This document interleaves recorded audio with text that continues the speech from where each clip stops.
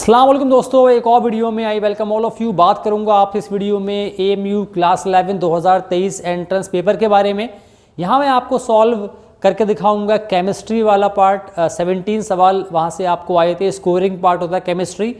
कौन कौन सवाल दोस्तों थे, किन कॉन्सेप्ट से आए थे, कैसे आप उनको सॉल्व करते, सब आपको बताने वाला हूँ मैं इन डिटेल इस वीडियो में। सब्सक्राइब नहीं है तो प्लीज़ कर ले, बेल आइकन दबाएं ताकि वीडियो आप तक टाइम पर पहुँचे। जिनको 2024 की तैयारी करनी है AMU एंट्रेंस की साइंस डिप्लोमा, दोस्तों ऑनलाइन या ऑफलाइन, नंबर आपको दिया होगा स्क्रीन पे, आप मुझे कॉल कर सकते हैं। अगर आप हमें 100% सपोर्ट करेंगे 200% आपका एडमिशन हो जाएगा क्लास 11 AMU साइंस या डिप्लोमा के अंदर। ध्यान रहे, आपकी बिना सपोर्ट के पॉसिबल नहीं हो पाएगा। मेरे यहाँ नहीं, कहीं भी जाएंगे आप बिना आपकी सपोर्ट के पॉसिबल नहीं होने वाला है। तो आज ही आप ज्वाइन करें। जितनी जल्दी आप ज्वाइन करते हैं उतना ज़्यादा चांस आपका बढ़ जाएगा क्वालिफाई करने का। कंपटीशन काफ़ी ज़्यादा टफ होता है, हम सब जानते हैं, आसान बिल्कुल भी नहीं होता है टेस्ट निकालना। सवाल आपको दिखेंगे स्क्रीन पे, मैं बताऊंगा उनके सॉल्यूशन। दोस्तों पहला सवाल आपको दिख रहा होगा, अब इलेक्ट्रोवायलेंट कंपाउंड्स आर सॉल्युबल इन, आपके ऑप्शन है कैरोसिन, पेट्रोल, बेंजीन, वाटर। पहले हम ये समझते हैं कि इलेक्ट्रोवायलेंट कंपाउंड क्या होते हैं दोस्तों। आयोनिक कंपाउंड को हम इलेक्ट्रोवायलेंट कंपाउंड भी कहते हैं। आयोनिक कंपाउंड क्या होते हैं, जो कि आयन से मिलकर बने होते हैं। जैसे आपका सोडियम क्लोराइड है, ठीक है, उसके बाद आपका बैरियम क्लोराइड है, सोडियम सल्फेट है। दोस्तों ये सब सारे आपके आयोनिक कंपाउंड हैं। दोस्तों तो ये वाटर में घुल जाते हैं, तो इसमें बाकी जो तीनों हैं वो आपके हाइड्रोकार्बन है, उसमें डिजॉल्व नहीं होते हैं लेकिन वाटर में डिजॉल्व हो जाते हैं। तो option D is your right answer. So next सवाल आपको आया था यहाँ पर, the compound formed by the reaction of ethanol with ethanoic acid in presence of N acid catalyst is. दोस्तों आपको बताना था कि अगर एक आपका एथेनोइक एसिड क्या होता है, आपका CH3COOH, अगर ये रिएक्शन करता है किसके साथ, एथेनॉल के साथ, एथेनॉल में C2H5OH, तो और ये इसके आगे एक लगा है आपका एसिड, तो क्या बनता है दोस्तों, इसे बनता है ईस्टर। इसे में क्या बनता है, ईस्टर बनता है। तो इसका फॉर्मूला क्या होता है आपका, पहला वाला जो ऑप्शन है वो सही होगा, CH3 दोस्तों ये हो जाएगा आपका। उसके बाद आगे आपका C, then you have double bond here, then आपका O है, देन CH2 और CH3। दोस्तों ये इसका नाम है ईस्टर, या इसको बोलते हैं हम एथिल एथनोएट। तो ये आपका बन जाएगा दोस्तों, ऑप्शन ए सही आंसर होगा। तो नेक्स्ट सवाल आपको आया था यहाँ पर, विच oxide is more basic in the following, इनमें से ज़्यादा बेसिक ऑक्साइड कौन सी है। दोस्तों आपको अगर आपने टेबल चैप्टर 5 जो है पढ़ा होगा, तो हम जानते हैं कि जैसे जैसे हम लेफ़्ट टू राइट जाते हैं टेबल में, तो वैसे वैसे मतलब बेसिक जो ऑक्साइड होती हैं, या इसको बोलते हैं बेसिसिटी, वो कम हो जाती है और एसिडिटी बढ़ती रहती है। तो जो सबसे पहले ग्रुप में जो आपके एलिमेंट हैं उनके ऑक्साइड सबसे ज़्यादा बेसिक होंगे। तो इनमें अगर हम देखें, सोडियम ऑक्साइड है, मैंने आपका दूसरा ऑप्शन है मैग्नीशियम ऑक्साइड, तीसरा ऑप्शन जिंक ऑक्साइड, चौथा ऑप्शन कॉपर ऑक्साइड। तो सबसे पहले ग्रुप में आपको मिलेगा सोडियम दोस्तों। तो सोडियम ऑक्साइड ही आपका इसमें आंसर होने वाला है, उसकी ऑक्साइड सबसे ज़्यादा इसके अंदर बेसिक होगी। सो नेक्स्ट सवाल आपको आया था, आपको बताना था which of the following reaction is not correct. 4 आपको रिएक्शन दी हुई थी, बताना था इनमें से कौन सी रिएक्शन जो है वो सही नहीं है। दोस्तों ये चारों ही रिएक्शन जो हैं, जो आपको ये एक्चुअली आपके डिस्प्लेसमेंट रिएक्शन है, लेकिन इनमें एक रिएक्शन पॉसिबल नहीं है। दोस्तों पहली जो रिएक्शन है आपका Zn plus CuSO4, Zn plus CuSO4, तो ये आपका बन जाएगा Zn CuSO4 बन जाएगा, प्लस आपका Cu। ये वाली रिएक्शन पॉसिबल होती है, क्यों, क्योंकि जिंक जो है is more reactive than copper, so it आपका displaces copper from the solution, ठीक है। तो ये वाली तो पॉसिबल है। उसके दोस्तों दूसरी जो आपके रिएक्शन है 2Ag है ना, 2Ag प्लस ये आपका है कॉपर नाइट्रेट दोस्तों, Cu, और अंदर है आपका NO3 का होल ट्वाइस, और आपको आगे दिया हुआ है 2AgNO3 प्लस Cu। दोस्तों ये रिएक्शन पॉसिबल नहीं है।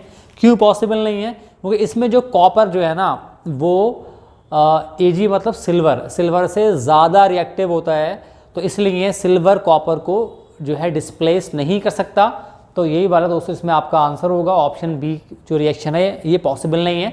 बाकी दोस्तों जो थर्ड आपकी रिएक्शन है आपका आयरन विद कॉपर सल्फेट, तो यहाँ पर दोस्तों आयरन कॉपर से ज़्यादा रिएक्टिव होता है, तो आयरन कॉपर को डिस्प्लेस कर देगा, तो ये भी ठीक है। उसके बाद दोस्तों फोर्थ है मैग्नीशियम प्लस 2HCl। दोस्तों ये भी क्योंकि मैग्नीशियम जो है वो हाइड्रोजन से ज़्यादा रिएक्टिव होता है, तो ये हाइड्रोजन को बाहर निकाल देगा। तो ऑप्शन बी जो है दोस्तों वो ये रिएक्शन पॉसिबल नहीं है, तो ये वाला आपका आंसर होगा।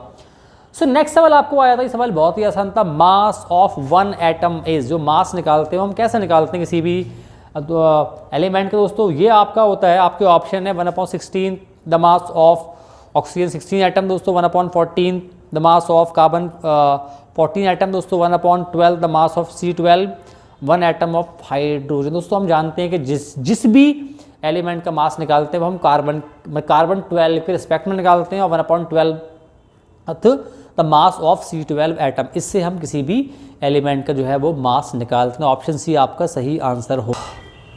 नेक्स्ट सवाल दोस्तों आपको आया था, what are the number of moles in 12.04 × 10⁻23 atoms of helium. Helium के हमारे पास 12.04 जो है पार्टिकल्स हैं, तो उसमें कितने मोल्स होंगे ये मुझे बताना है।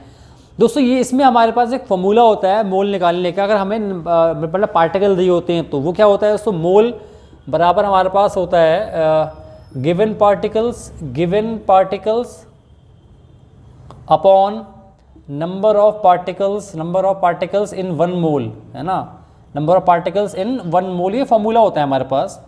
यहाँ दोस्तों हमें कुछ और नहीं करना है, क्योंकि हमें सिंपल पार्टिकल दिए हुए हैं और हम जानते हैं 1 मोल में कितना होता है, 1 मोल ऑफ एनीथिंग इज 6.022 × 10⁻23। किसी भी कोई भी चीज़ का 1 मोल, क्योंकि जो है हम इसमें इसको लेते हैं हम मतलब एटम इसमें, क्योंकि एटम बहुत छोटा होता है और 1 मोल बहुत ही मतलब बहुत ज़्यादा पार्टिकल हैं, लेकिन उनका जो है मास बड़ा बहुत ज़्यादा कम होता है दोस्तों, इसलिए जो है इसको मोल में लेते हैं। लेकिन मोल के अंदर इतने पार्टिकल होते हैं, जैसे हमारे पास होता है ना, मतलब 1 डजन में 12 होते हैं, तो उस समय कितने दिए हुए हैं 12.044 हो गए, 12.044 × 10⁻23 ये हमें दिया हुआ है। और हम जानते हैं एक मतलब अगर हम मतलब हीलियम का 1 मोल लें, उसके अंदर कितने पार्टिकल होगा, तो उसमें उसके अंदर होंगे 6.022 × 10⁻23। इससे ये कैंसिल कर देंगे, ये 2 बार में जाएगा, तो इसके अंदर 2 मोल्स आ जाएगा। तो सिंपल ये फॉर्मूला था।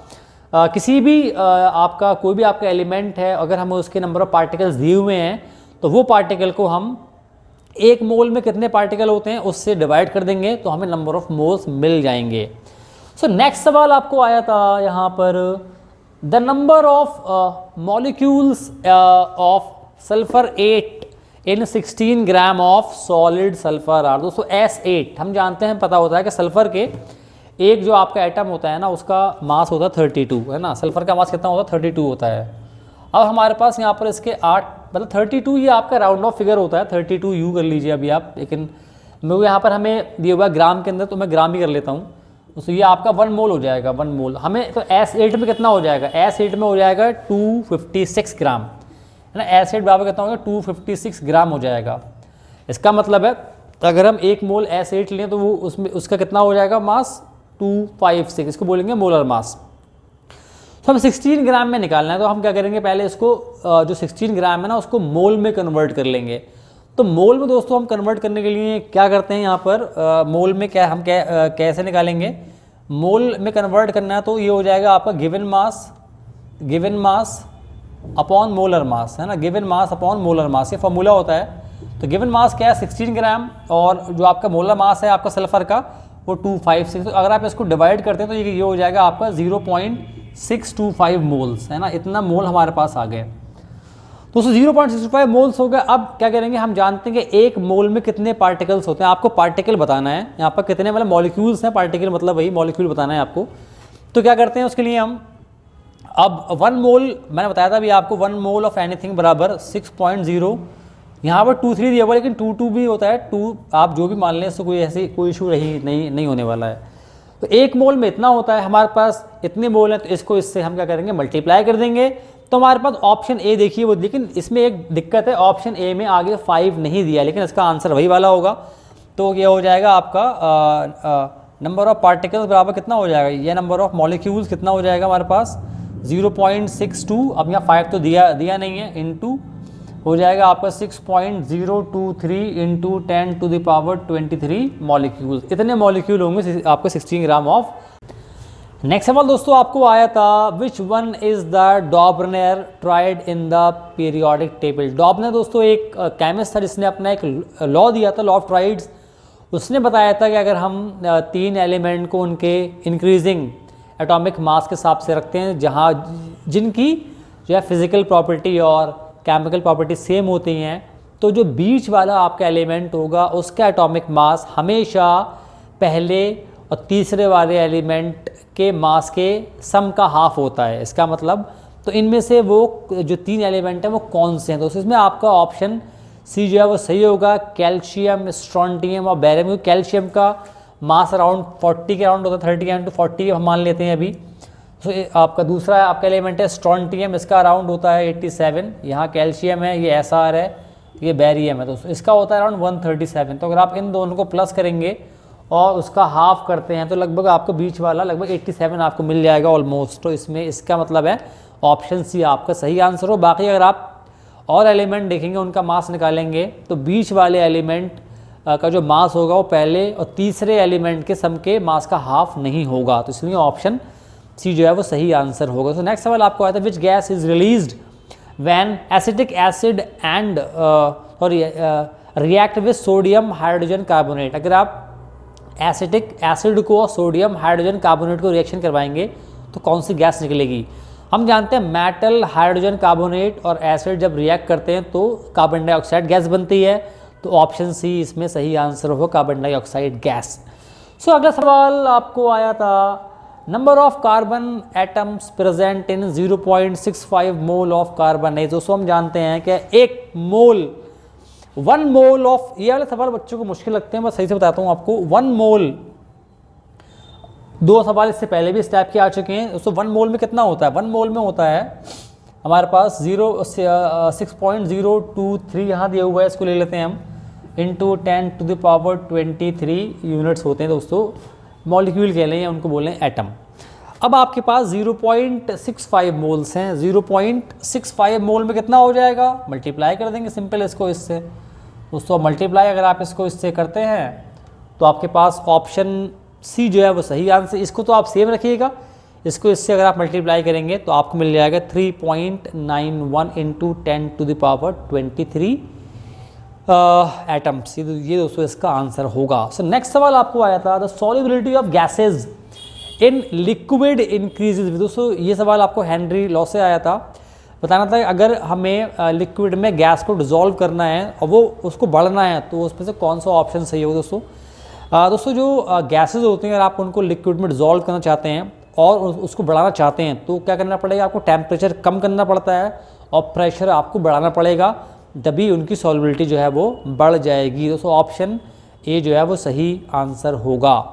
सो नेक्स्ट सवाल आपको आया था, element x forms a chloride with the formula XCl2 which is a solid with a high melting point. X would most likely be in the same group of the periodic table as। दोस्तों आपको बताना है, अब यहाँ दोस्तों आपके पास है Na और MgAlSi। दोस्तों अगर हम देखें Na की वैलेंसी होती है 1, यहाँ पर हमारे पास Cl2 है। हम जानते हैं कि मैग्नीशियम की वैलेंसी 2 होती है, तो यहाँ पर हमारा सिलिकॉन की वैलेंसी होती है 4, एल्यूमिनियम की वैलेंसी होती है 3। तो फॉर्मूले में एक ही चीज़ फिट बैठती है, उसका नाम है मैग्नीशियम। तो इसका आंसर क्या होगा, मैग्नीशियम क्लोराइड। तो ऑप्शन दोस्तों बी जो है वो सही आंसर होगा। अगर आपको वैलेंसी पता है तो आप इसका आंसर बहुत ही आराम से कर सकते हैं। और यहाँ दोस्तों आपका सिलिकॉन आपका नॉन मेटल सिलिकॉन क्लोराइड, क्योंकि इसकी वैलेंसी 4 होती है, वो शेयर करता है इलेक्ट्रॉन, डोनेट नहीं करता है।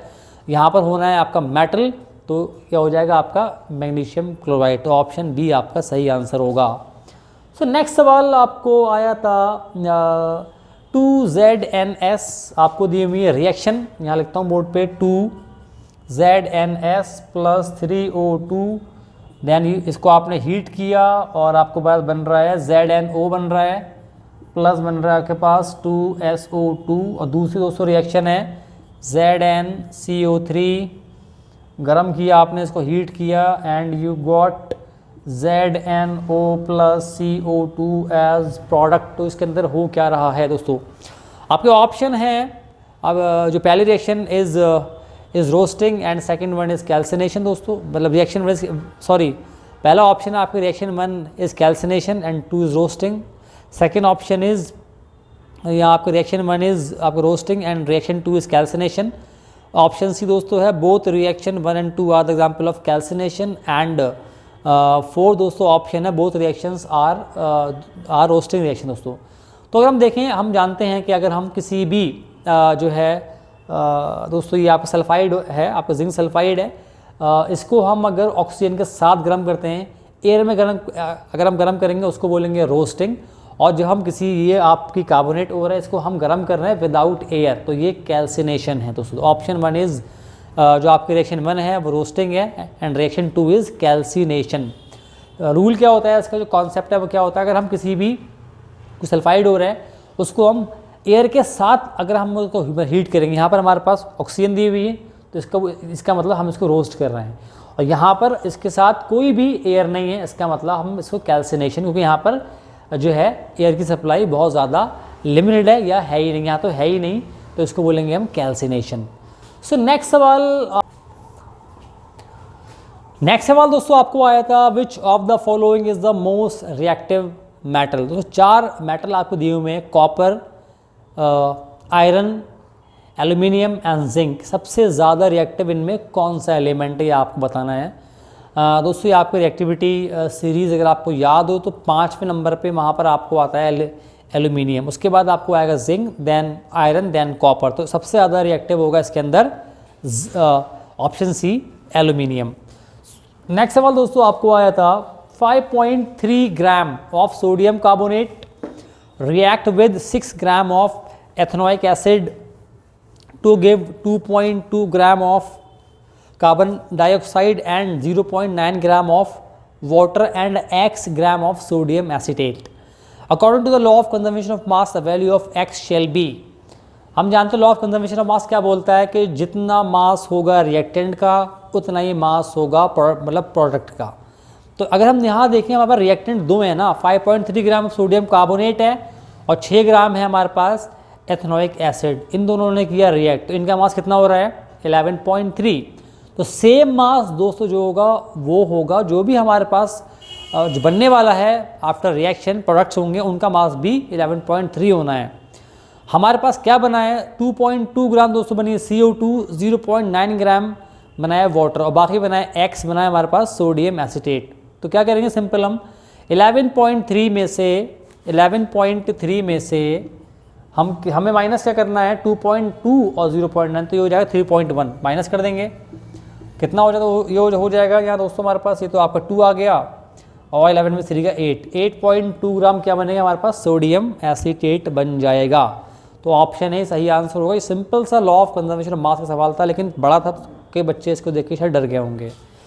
सर लास्ट सवाल आपका आया था, which of the following hydrocarbon undergoes addition reaction. हम जानते हैं एल्कीन और अल्काइंस में जो है वो एडिशन रिएक्शन होता है, अल्केन जो है ये इनमें एडिशन रिएक्शन नहीं होती है। अगर आपको मालूम है कि एल्कीन और अल्केन के फॉर्मूलाज क्या होते हैं, कैसे निकालते हैं, तो बहुत ही आसान सवाल दोस्तों हमारे पास है। आपके ऑप्शन थे C2H2, तो जानते हैं ये आपका अल्कीन है, CnH2n-2 दोस्तों ये है इसका फॉर्मूला होता है। आपका सेकंड ऑप्शन है C2H4, ये जानते हैं ये आपका अल्कीन है, पहले वाला आपका अल्काइन था। उसका तो C2H6 ये आपका अल्केन है, CnH2n+2। और तो फोर्थ ऑप्शन दोस्तों हमारे पास C3H6, ये भी आपके पास CnH2n, तो ये भी दोस्तों आपके पास अल्कीन है। अब हम देखेंगे ऑप्शन ओनली वन दोस्तों नहीं होगा, क्योंकि हम जानते हैं कि अल्कीन और अल्काइन में हमेशा एडिशन रिएक्शन हो सकती है, उनमें हो जाती है। ऑप्शन 1 नहीं दोस्तों, यहाँ पर देखें अगर आप ऑप्शन 1 और 2 ये दोस्तों हो गई होगा। उसके बाद दोस्तों हमारे पास है ऑप्शन 1 और 3, दोस्तों हम जानते हैं कि 3 में तो होगा ही नहीं, तो 3 वाला ऑप्शन तो दोस्तों होने वाला नहीं है, ओनली 1, 2 और 4। तो 1 दोस्तों है आपका अल्काइन, 2 है आपका एथीन दोस्तों, और आपका जो तीसरा वाला दोस्तों ये है प्रोपेन। तो ये इन तीनों में, और पहला वाला दोस्तों है आपका एथाइन। तो एथाइन, एथीन और प्रोपीन, इनमें दोस्तों एडिशन रिएक्शन होगी, तो ऑप्शन डी सही आंसर होगा 1, 2 और 4। दोस्तों आई होप मैंने आपको समझाया अच्छे से। समझ में आपको आया होगा, कुछ कॉन्सेप्ट भी आपको मैंने बताए। आई होप वीडियो पसंद आपको आई होगी। अगर आई तो लाइक सब्सक्राइब शेयर। इसके बाद और वीडियो भी आएंगी जहां मैं आपको रिमेनिंग पार्ट भी सॉल्व करके बताने वाला हूं। इस वीडियो में इतना ही, मिलूंगा आपसे अगली वीडियो में। खुदा हाफिज़।